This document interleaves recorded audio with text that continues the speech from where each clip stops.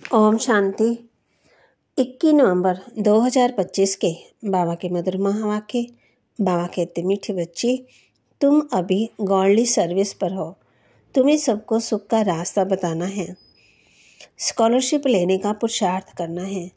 तुम अभी godly service पर हो। तुम्हें सबको सुख का रास्ता बताना है, स्कॉलरशिप लेने का पुरुषार्थ करना है।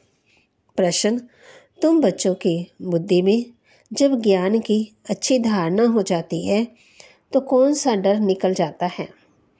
तुम बच्चों की बुद्धि में जब ज्ञान की धारणा अच्छी हो जाती है तो कौन सा डर निकल जाता है? बाबा कहते, उत्तर दिया बाबा ने, भक्ति मार्ग में जो डर रहता है कि गुरु हमें श्राप ना दे देवे, ये डर ज्ञान में आने से, ज्ञान की धारणा करने से निकल जाता है। क्योंकि ज्ञान मार्ग में श्राप कोई दे न सके। रावण श्राप देता है, बाप वर्षा देते हैं। रिद्धि सिद्धि सीखने वाले ऐसा तंग करने का, दुख देने का काम करते हैं। ज्ञान में तो तुम बच्चे सबको सुख पहुंचाते हो। धारणा के लिए मुख्य सार, बाप से बेहद का वर्षा लेने के लिए डायरेक्ट अपना तन मन धन ईश्वर के आगे अर्पण करने से समझदार बनना है।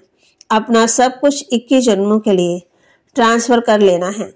जैसे बाप पढ़ने की, पढ़ाने की, संभालने की और श्रृंगारने की सर्विस करते हैं, ऐसे बाप समान सर्विस करनी है। जीवन बंध से निकाल सबको जीवन मुक्त में ले जाना है। वरदान, ज्ञान कलश धारण कर, प्यासों की प्यास बुझाने वाले अमृत कलशधारी भव। ज्ञान कलश धारण कर, प्यासों की प्यास बुझाने वाले अमृत कलशधारी भव। अभी मेजॉरिटी आत्माएं प्रकृति के अल्पकाल के साधनों से आत्मिक शांति प्राप्त करने के लिए बने हुए अल्पयोग स्थानों में परमात्मा मिलन मनाने के ठेकेदारों से थक गए हैं, निराश हो गए हैं। समझते सत्य कुछ और है, प्राप्ति के प्यासे हैं। ऐसी प्यासी आत्माओं को आत्मिक परिचय, परमात्मा परिचय की यथार्थ बूंद भी त्रित आत्मा बना देगी। इसलिए ज्ञान कलश धारण कर, प्यासों की प्यास बुझाओ, अमृत कलश सदा साथ रहे। अमर बनो और अमर बनाओ। स्लोगन, एडजस्ट होने की कला को लक्ष्य बना लो तो सहज संपूर्ण बन जाएंगे। एडजस्ट होने की कला को लक्ष्य बना लो तो सहज संपूर्ण बन जाएंगे। अव्यक्त इशारे अशरीरी व विदेही स्थिति का अभ्यास बढ़ाओ। अशरीरी बनने के लिए समेटने की शक्ति बहुत आवश्यक है। अपने देह अभिमान के संकल्प को, देह की दुनिया की परिस्थितियों के संकल्प को समेटना है। घर जाने के संकल्प के सिवाय और कोई संकल्प व विस्तार ना हो। बस यही संकल्प हो कि अब अपने घर गया कि गया।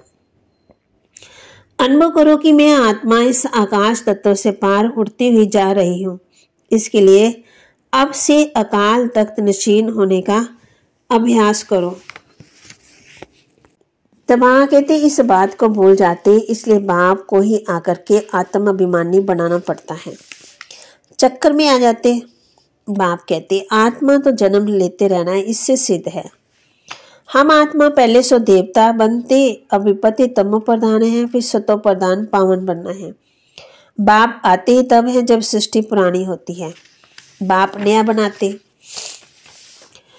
कहते हैं तो माता पिता हम बालक तेरे, तो माता पिता आए होंगे कभी ना कभी।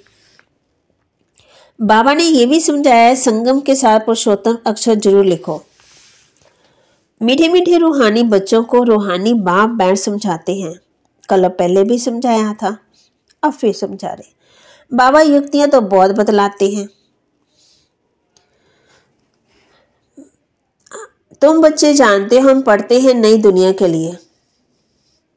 बाबा ने समझाया कि स्लोगन बनाओ, हम शुद्ध सो ब्राह्मण, ब्राह्मण सो देवता कैसे बनते हैं, आकर के समझो।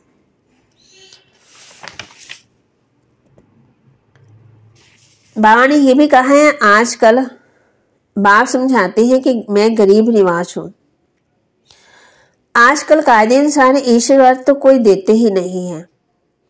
तुमको आकर के विश्व का मालिक बनाता हूं। डायरेक्ट और इनडायरेक्ट में कितना फर्क है वे जानते कुछ नहीं। सिर्फ कह देते हैं कि हम ईश्वर अर्पण करते हैं, सब बेसमझी है। बाप से तुम वर्षा लेते हो, फिर दादा द्वारा, दादा भी उनसे वर्षा ले रहे हैं। वर्षा देने वाला एक ही है, उनको ही याद करना है। बाप कहते, बच्चे मैं इनके बहुत जन्मों के अंत में आता हूँ, इनमें प्रवेश कर इनको भी पावन बनाता हूँ, जो फिर ये फरिश्ता बन जाते हैं, बैच पर बहुत सर्विस कर सकते हो। तुम्हारा सब है अर्थ साहित्य बैच, ये है जिए दान देने वाला चित्र, इनकी वैल्यू किसी को पता ही नहीं है। तो बाबा की महावाक्य को लाइक करें, शेयर करें, सब्सक्राइब करें और अपने जीवन में जरूर धारण करें। ओम शांति।